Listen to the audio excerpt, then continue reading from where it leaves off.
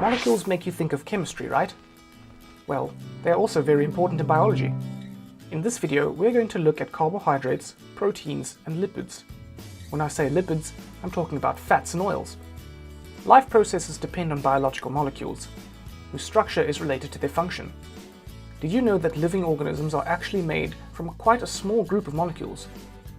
What do you think the most common molecule in you is? It's actually water. About 55 to 60% of an adult human's body weight comes from water. And in some organisms, this can be up to 90%.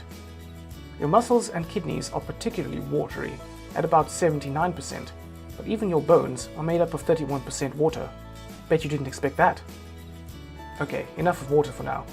Imagine we removed all the water in your body. What would be left? Well, it would pretty much be just proteins, lipids, carbohydrates, and nucleic acids such as DNA. So what are these all made of? Well, carbohydrates and lipids are really simple. They just contain three elements: carbon, hydrogen, and oxygen. Proteins are a little more complex, with 4 or 5 elements: carbon, hydrogen, oxygen, nitrogen, and sometimes sulfur. Let's start by looking at carbohydrates. There are 3 main types of carbohydrate: monosaccharides, disaccharides, and polysaccharides. Simple sugars like glucose and fructose are monosaccharides. Sucrose, which is made up of 2 simple sugars joined together, is a disaccharide.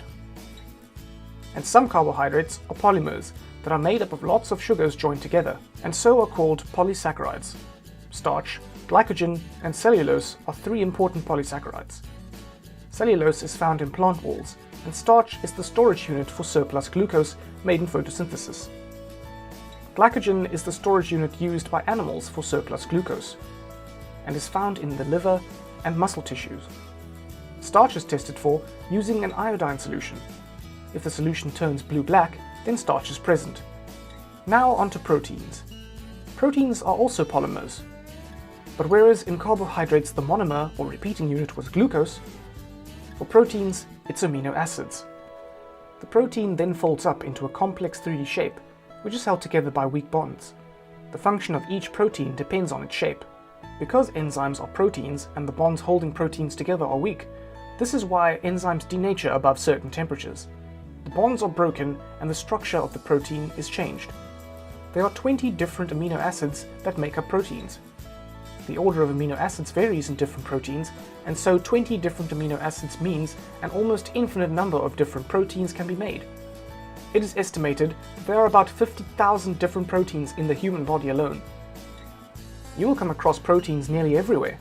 For example, in cell membranes, where they control the movement of substances during active transport, as enzymes, so in photosynthesis, respiration, DNA copying, and digestion, as hormones, such as insulin, estrogen, and testosterone, and as antibodies for fighting infection. So that's proteins and carbohydrates.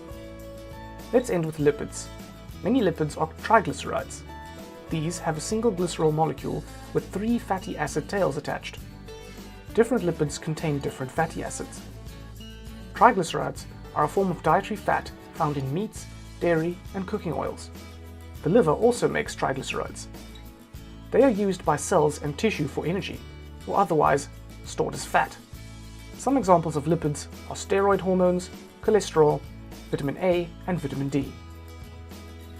So there you have it, the 3 key biological molecules that are essential to living processes: carbohydrates, proteins, and lipids. If you liked the video, give it a thumbs up, and don't forget to subscribe. Comment below if you have any questions. Why not check out our FuseSchool app as well? Until next time.